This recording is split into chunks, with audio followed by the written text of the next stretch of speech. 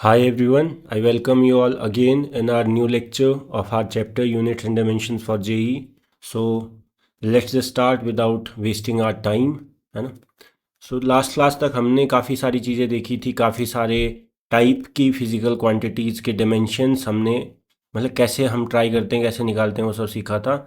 And I hope आपको वो सारी चीज़ें समझ आई होंगी because that was just so easy and I have already told you that आपको ये मतलब इस चीज़ के लिए वरी करने की नीड नहीं है कि आपको जो मैंने आपको बताया या जिस फिज़िकल क्वांटिटी को मैंने डिस्कस करा कि उसका आपको फार्मूला नहीं पता है। बिकॉज फार्मूला एंड ये सब तो तब पता चलेगा जब आप उस फिज़िकल क्वांटिटी से रिलेटेड चैप्टर को पढ़ेंगे, है ना। तो वो बात की बातें हैं, that's the only limitation of this chapter कि हम इस चैप्टर को पहले करते हैं, जबकि practically it should be towards the end of the मतलब आप 11th-12th की सारी फिजिक्स पढ़ने के बाद अगर इस चैप्टर को करें तो मे बी आपको ये सारी क्वांटिटीज़ के बारे में इतना स्ट्रेस आउट ही ना होना पड़ेगा ना। So let's just start. तो सबसे पहले अगर मैं बात करूं, हमने कुछ चीज़ें सीखी थी। जैसे अगर मैं कुछ डिमेंशनल फार्मूला जो हमारे फ्रीक्वेंटली काम में आएंगे उनको एक बार फिर से अगर बता दूं, तो स्पीड वेलोसिटी के लिए हमने क्या किया था, LT-1, ठीक है, याद होगा। फिर आपका अगर मैं बात करूं एक्सलरेशन का, तो LT-2, है ना। और आपका फोर्स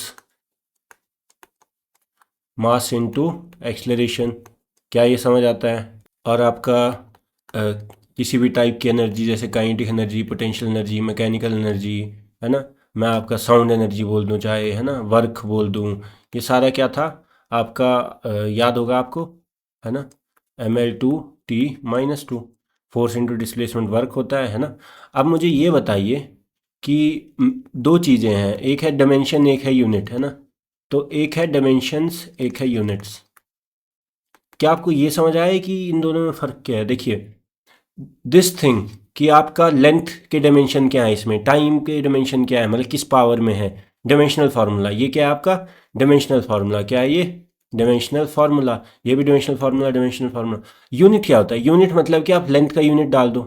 मान लो मैं डाल दूँ आपका मीटर और टाइम का यूनिट डाल दूँ सेकेंड, तो सेकेंड की पावर -1 मतलब पर सेकेंड हो जाता है। ये सब आपको पता है।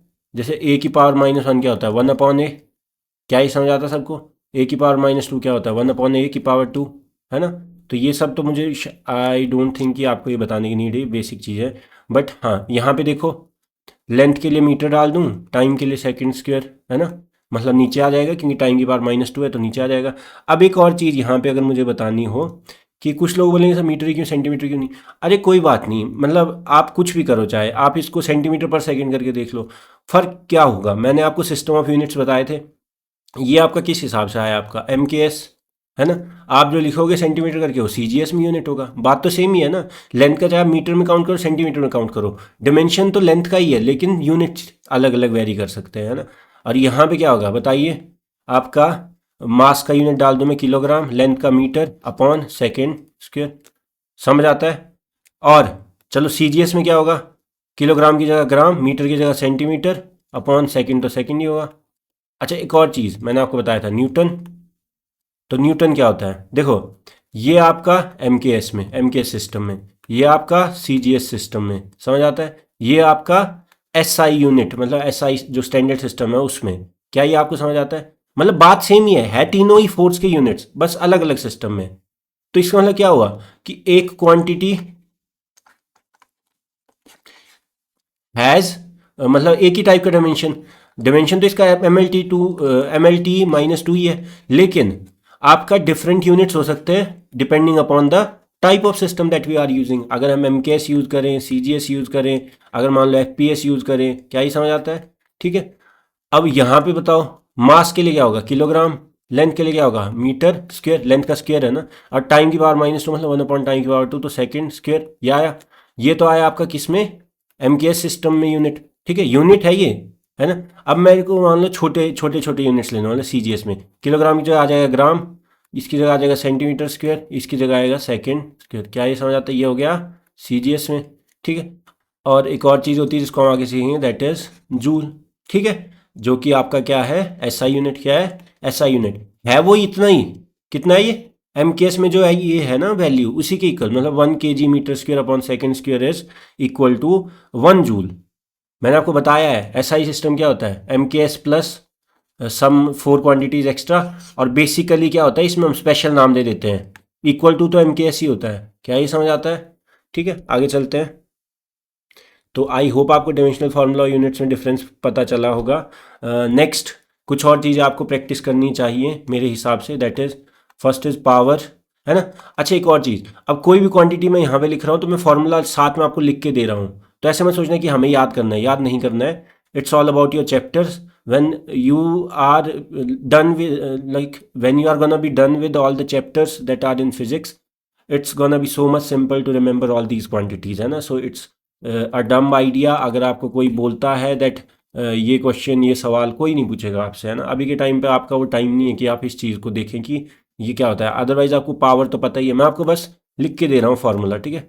एक और चीज़ होती है इंटेंसिटी। इंटेंसिटी क्या होता है, पावर का एरिया के हिसाब से ग्रेडियंट, मतलब एरिया के हिसाब से रेट, है ना, एरिया की यूनिट के हिसाब से। अच्छा मैं इसको ऐसे भी लिख सकता हूँ, पावर को मैं वर्क अपॉन टाइम लिख दूँ। वर्क मतलब वर्क एज सच नहीं लिखते, हम लिखते हैं एनर्जी। क्या लिखते हैं, एनर्जी अपॉन एरिया। तो इंटेंसिटी बोल सकते हैं कि एनर्जी की किसी स्पेसिफिक यूनिट एरिया में किसी स्पेसिफिक यूनिट टाइम में कितनी फॉल हो रही है, उसको इंटेंसिटी बोलते हैं, है ना। आगे सीखेंगे, इसमें टेंशन नहीं लेनी है।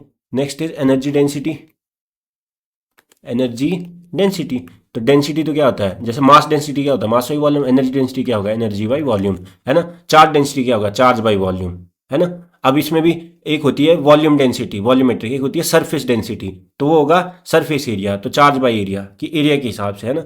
अब मुझे ये बताओ, क्या आप ये सारे जो हैं इनके डायमेंशंस लिख सकते हैं, इनके एमकेएस सिस्टम में यूनिट्स लिख सकते हैं, एसआई में नहीं। एसआई की कोई नीड नहीं है क्योंकि एसआई में स्पेसिफिक नाम भी होते हैं, आपको होता तो एमकेएस की इक्वल ही है। अब आपको ये होमवर्क है, आपने ये करना है ट्राई, है ना। या आप अभी पॉज करके कर लो, मैं आपको बता देता हूँ इसके सॉल्यूशंस, है ना। तो सबसे पहली बात, वर्क आपको पता है ना, फोर्स इंटू लेंथ।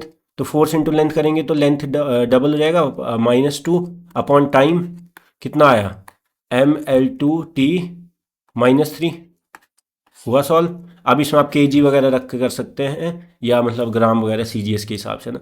यहाँ पे फिर से एनर्जी का वही यूनिट जो वर्क का है, mL2T-2 अपॉन एरिया का L² इंटू टाइम का T, इसको सॉल्व कर लो। यहाँ पे क्या होगा, एनर्जी का फिर से mL2T-2, ठीक है, और आपका वॉल्यूम क्या होता है L3, बस इसको सॉल्व कर लो। ईजी था, है ना। नेक्स्ट अगर मैं बात करूँ एंगल, तो एंगल मैंने आपको बताया है क्या होता है, ये इसका कोई डायमेंशन नहीं होता है, ये तो सिंपल क्या होता है। अब कुछ लोगों से डिग्री 120 डिग्री, अरे वो वैल्यू है कि इतने डिग्री से रोटेट किया 120 यूनिट डिग्री से, but degree is not such. जो हमने 7 बेस यूनिट देखे थे उसमें आता है क्या डिग्री, नहीं आता ना। मास लेंथ टाइम इस सब में कहाँ आता है डिग्री, डिग्री इज नॉट, मतलब आपका रेडियन एंड ऑल ये सारे क्या है, बस यूनिट दिए हैं उनको, डायमेंशन नहीं है उनके। अब इसमें क्या होगा, अगर डायमेंशन लेस है तो मैं लिख सकता हूँ m की पावर भी 0, कुछ भी नहीं है इसमें, ये सारा क्या हो जाएगा 1 ही हो जाएगा। क्या ही समझ आता है, ठीक है। आगे चलते हैं, नेक्स्ट इज एंगुलर वेलोसिटी। अब क्या होता है, देखो लीनियर वेलोसिटी क्या होता है कि लीनियर डिस्टेंस कितने टाइम में ट्रैवल किया ना, रेट। एंगुलर वेलोसिटी क्या होता है, एंगुलर डिस्टेंस कितने टाइम में ट्रैवल की। तो मतलब कि एंगुलर डिस्टेंस ट्रैवल करना मतलब कि अगर कोई सर्कुलर मोशन कर रहा है तो कितना एंगल से रोटेट हो गया एंगुलर डिस्टेंस, ठीक है। ये सारी आपका इसमें आपके स्पेसिफिक चैप्टर्स हैं, you don't have to worry up even a bit if आपको ये समझ नहीं आ रहा कि एंगल रोटेटेड क्या होता है, बिकॉज हम इसको डिटेल में पढ़ेंगे। So just be with me till then, है ना। एंगल रोटेटेड तो क्या है, एंगल की वैल्यू होगी 120 डिग्री, ये सब, ये तो डायमेंशनलेस है, तो यहाँ तो 1 ही लिख दूँ, इसका तो कोई डायमेंशन नहीं होता। अपॉन टाइम, तो टाइम होता है, तो ये तो आ जाएगा टी की पावर -1, ये मैंने आपको बताया भी था। क्या ही समझ आता है। नेक्स्ट एंगुलर आर्क, आर्क नहीं सॉरी, एक्सलरेशन, एंगुलर एक्सलरेशन, तो क्या हो जाता है एंगुलर वेलोसिटी अपॉन एंगुलर, मतलब एंगुलर जो उस एंगुलर वेलोसिटी के हिसाब से, मतलब किस टाइम के हिसाब से चेंज हो रही है ना रेट। जैसे आपको लीनियर वेलोसिटी जैसे चेंज होती है, बस एंगुलर में रोटेशन देख रहे हैं यहाँ पे ना, ये सर्कुलर में, यहाँ भी होगा एंगुलर वेलोसिटी हमने निकाल लिया है, क्या होता है टी की पावर -1 अपॉन टी, तो क्या आ जाएगा टी की पावर -2। क्या ये समझ आता है आपको, समझ आता है। और यहाँ पे एक और चीज़ ये प्रूफ होगी कि वेलोसिटी का मतलब ये नहीं कि सबका यूनिट LT-1, या एक्सेलरेशन का मतलब ये नहीं कि सबका यूनिट LT-2, नहीं, यहाँ देखो, ठीक है। तो चेक करना है, ये आपके कुछ एक्सेप्शन है, जस्ट लाइक EMF, है ना, समझ आता है। Electromotive force is not a force, वो बस ऐसे बोलते हैं कि जैसे इलेक्ट्रॉन को मोटिवेशन करने के लिए जो फोर्स है, मतलब अल्टीमेटली तो वोल्टेज डिफरेंस ही होता है वो, है ना। नेक्स्ट कुछ क्वांटिटीज जो हमें अभी नहीं करनी है, दैट इज लाइक करंट, ये सारे आपके 12th की चीज़ें हैं। चार्ज है ना, फिर आपका अगर मैं बात करूँ इलेक्ट्रोस्टैटिक फोर्स, ठीक है, ये सारी चीज़ें है तो ग्रेविटेशन की तरह, बट फिर भी यहाँ पे आपका ये क्या होता है, परमिटिविटी, क्या होता है, एब्सोल्यूट परमिटिविटी, या उस हिसाब से मीडियम के हिसाब से। फिर आपका एक और चीज़ होती है परमिएबिलिटी, ये सारी चीज़ें हम बाद में करेंगे। फिर आपका मैग्नेटिक फील्ड हो गया, इलेक्ट्रिक फील्ड हो गया, ठीक है, ये सब हो गया। तो इसमें आपको दिक्कत नहीं है, हाँ, लेकिन ऐसा कुछ नहीं है फॉर्मूला दिया हो अगर, देखो फॉर्मूला नहीं दिया और फिर आपसे कोई पूछ रहा है तो वो बेवकूफ़ है, बिकॉज ये सारी 12th की चीज़ें हैं, है ना, इंसान को पता होना चाहिए कौन सी चीज़ कब पूछनी चाहिए। नेक्स्ट इज, लेकिन अगर आपको कोई फॉर्मूला दे दे कि भाई जो इलेक्ट्रोस्टैटिक फोर्स है दैट इज दिस, तो आप निकाल सकते हो ना, force is equal to 1/4πε0 Q1 Q2/r²। क्या ये समझ आता है आपको? इसमें आप निकाल सकते हो ना सारी चीज़ें, ठीक है। नेक्स्ट आगे चलते हैं। अब जो हमारा आज का मेन मुद्दा है that is application of this all, जो हमने अभी तक करा ना, सारी चीज़ों के डायमेंशन को एनालाइज करा, उसको ऐसे बोलते हैं कि डायमेंशनल एनालिसिस किया हमने। काफ़ी सारी फिजिकल क्वांटिटीज़ का हमने डायमेंशन लिखना सीखे, हमने उनके डायमेंशन को एनालाइज किया, तो इसको डायमेंशनल एनालिसिस बोलते हैं। इसके एप्लीकेशन होते हैं कुछ। सबसे पहला एप्लीकेशन है that we will check the correctness of formula और रिलेशन। क्या ही समझ आता है? फिजिकल रिलेशन जो भी है, मतलब आपका है ना, जो भी आपको फिजिक्स में दिया हो। तो क्वेश्चन से समझते हैं। सबसे पहले आपको बोला है चेक द करेक्टनेस, ठीक है। तो ये तो आपको ऐसे ही दिया होगा, correctness of the given formula that is F is equal to mv² ठीक है। ये आपको चेक करना है। यहाँ पे मास है ये, है ना, ये आपका स्पीड है, ये आपका रेडियस है, ठीक है। वैसे तो आपको पता ही है, बट फिर मैंने दे दिया। अब मुझे ये बताओ, यहाँ पे सबसे आप पहले आपको क्या समझना है। मान लो आपको कोई फॉर्मूला दिया है दुनिया में, फॉर्मूला कैसे लिखा होता है कि this is equal to this, तो LHS is equal to RHS लिखा होता है कुछ, ठीक है। अब फॉर्मूला सही है गलत है कैसे चेक करेंगे? सबसे सिंपल तरीका, देखो मुझे ये बताओ, अगर मैं आपको बोलूं कि 2 metre is equal to 2 kg, क्या इसमें कोई कॉमन सेंस है? मतलब इसमें कोई इस बात की कोई सेंस बन रही है कि 2 metre is equal to 2 kg? नहीं बन रही ना। आप उन्हीं चीज़ों को इक्वल कर सकते हैं जिनके मतलब डायमेंशन सेम है ना। अल्टीमेटली कुछ लोग बोलेंगे कि यूनिट, अरे यूनिट तो अलग अलग भी हो सकते हैं, क्योंकि सेम ही क्वांटिटी में मैं ऐसे लिख सकता हूँ ना, 2 metre is equal to 200 centimetre. मैंने आपको बताया एक ही डायमेंशन के लिए अलग अलग सिस्टम में यूनिट्स होते हैं। तो आप डायमेंशन में देखो डायमेंशनली कैसा है। क्या ये आपको समझ आता है? अगर यहाँ पे कपड़े की लेंथ की बात करूँ तो यहाँ भी लेंथ की बात करूंगा, यहाँ मास की बात कर रहा हूँ यहाँ मास की बात करूंगा, है ना, यहाँ आपका पोटेंशियल की बात कर रहा हूँ यहाँ पोटेंशियल की बात करूंगा। ऐसा नहीं है ना मैं कि दुनिया की बिल्कुल अलग अलग चीज़ों को इक्वल कर दूंगा कि करंट इज इक्वल टू आपका मान लो डिस्टेंस, ठीक है। तो क्या ये समझ आता है? तो बेसिक लॉजिक बस इतना सा है दैट कि अगर आपको चेक करना है कि कोई फॉर्मूला करेक्ट है या नहीं, है ना, डायमेंशनली बोल रहा हूं मैं। कैसे? डायमेंशनली।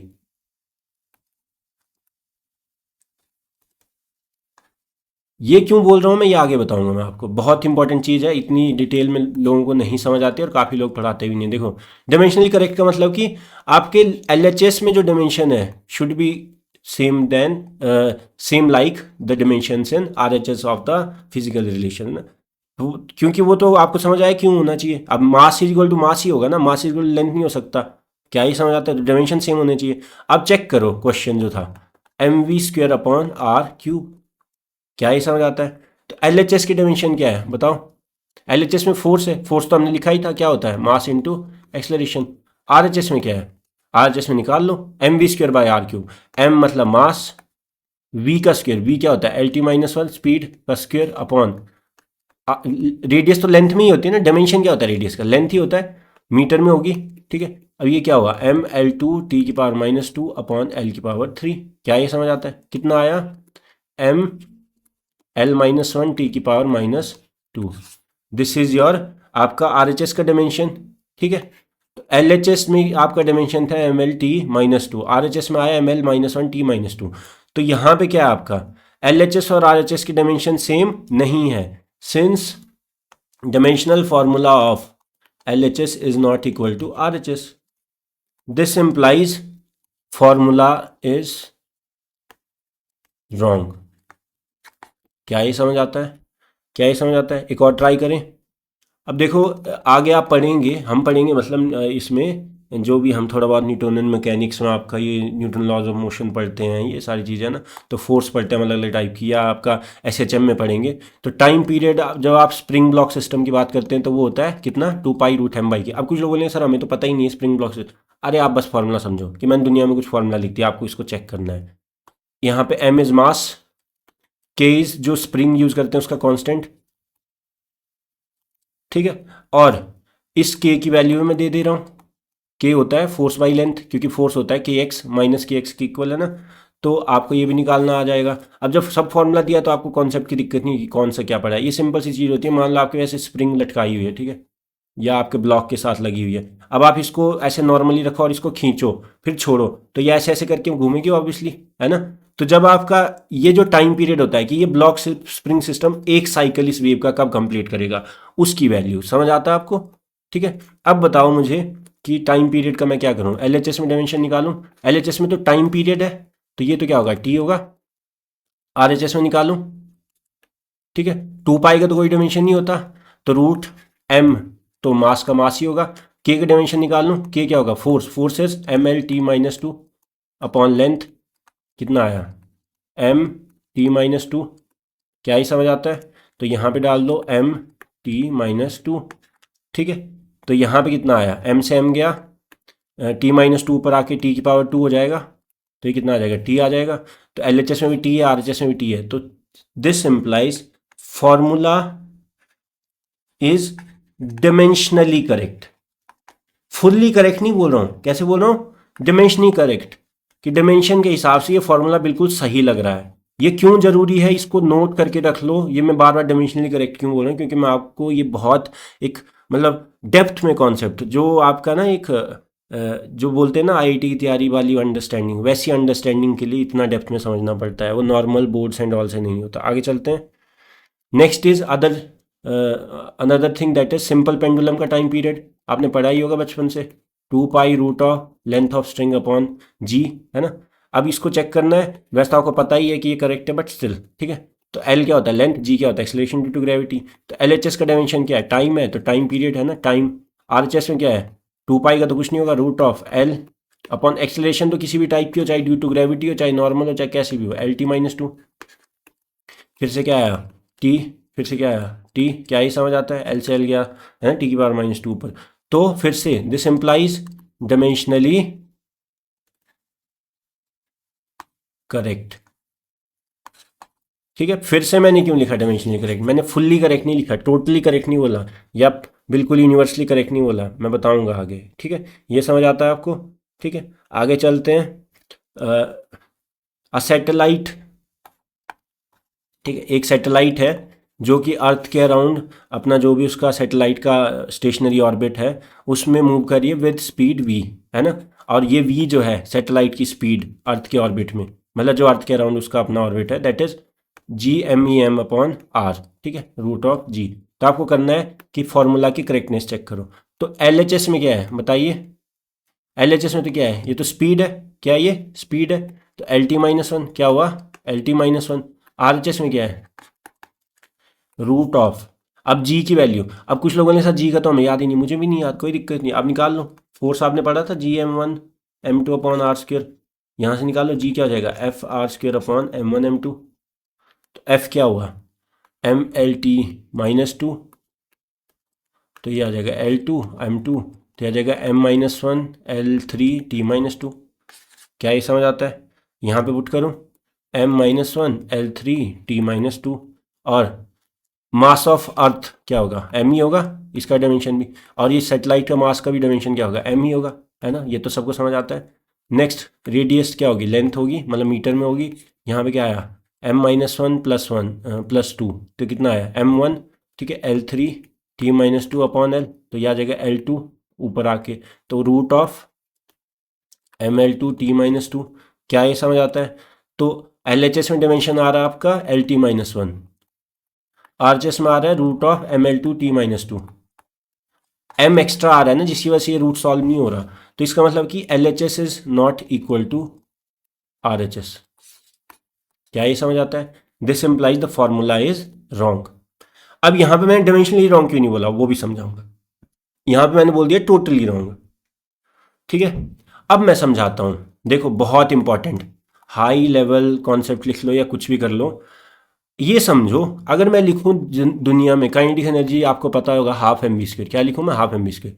तो इसमें चेक करें डायमेंशनल एल एच एस, ये एनर्जी है। एनर्जी क्या होता है, मतलब आपका वर्क की इक्वल वर्क क्या होता है, फोर्स इंटू डिस्प्लेसमेंट, तो M L two T minus two L H S. R H S क्या आएगा, हाफ का तो कुछ नहीं होता, मास तो मास, और एल टी माइनस वन का होल स्क्वायर होता, तो ये आ जाएगा फिर से M L two T minus two. तो this implies dimensionally correct, formula is dimensionally correct. ठीक है, ध्यान से सुनना है, ध्यान से, एक बार समझ आ गया तो आपको खुद लगेगा कि यार कितनी अच्छी चीज़ पता चली है ना। सो फॉर्मूला आपको डिमेंशनली करेक्ट लगा। अब मैं बताऊं, that kinetic energy is equal to 1/5 M G square, half की जगह। तो अब मुझे ये बताओ, जब मैंने ये लिखा काइनेटिक एनर्जी इज 1/5, इसमें चेक करो तो एल एच एस में क्या होगा, फिर से एनर्जी है ये तो यही आएगा, है ना। आर एच एस में क्या होगा, 1/5 तो वैसे भी मैटर नहीं करता, अल्टीमेटली एम वी स्क्वायर फिर से सेम आएगा, आर एच एस भी, है ना। तो अल्टीमेटली यहाँ भी क्या आ जाएगा, डायमेंशन तो एल एच एस और आर एच एस की इक्वल। तो क्या ये फॉर्मूला भी सही है, नहीं, आपको तो पता है ना kinetic energy half M V square होता है, फिर ये कैसे सही हो गया। इसलिए मैंने आपको क्या बताया कि जब भी आप ये डायमेंशनल एनालिसिस से चेक करते हो कि L H S is equal to R H S, तो आपको सिर्फ ये पता चलता है कि फॉर्मूला डायमेंशनली करेक्ट है, कि डायमेंशंस उसके ठीक है। मतलब कि आपका फॉर्मूला 2 स्टेप्स में चेक होता है, पहले आप डायमेंशन चेक करो, डायमेंशन ठीक है तो आगे बढ़ोगे। अगर डायमेंशन ही गलत हो गए, अगर मास लेंथ में ही दिक्कत हो रही है कि मास और इक्वल टू लेंथ आ रहा है, तब तो आगे चेक करने की नीड ही नहीं है। तभी मैंने बोला देखो, अगर आपका चेक करते हो आप डायमेंशंस, ठीक है, डिमेंशंस चेक करते हो आप फिजिकल फॉर्मूला के।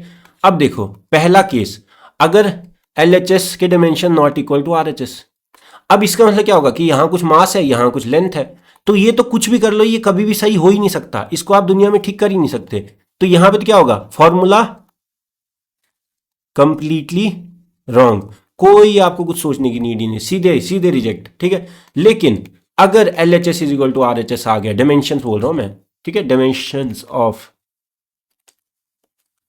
L H S is equal to R H S, है ना।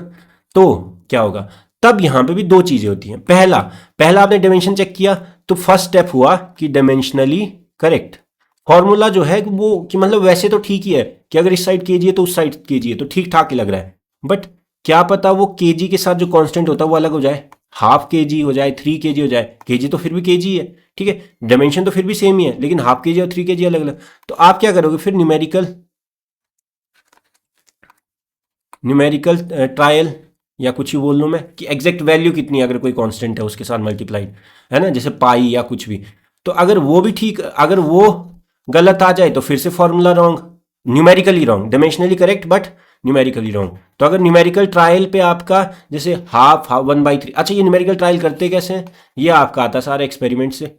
आप 1/2 एम वी स्क्वायर है, या आपका 2 पाई है, रूट एल बाई जी, तो ये सारी कांस्टेंट किससे आते हैं, एक्सपेरिमेंट से आते हैं, आप रिपीटेड एक्सपेरिमेंट्स करते हो, है ना।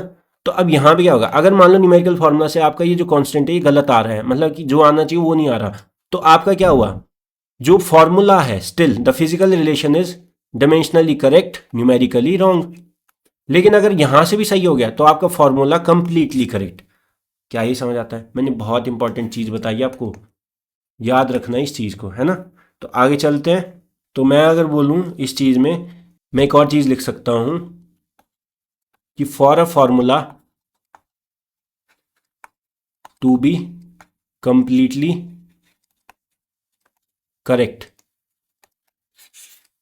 इसको दोनों तरह से कि it has to be both dimensionally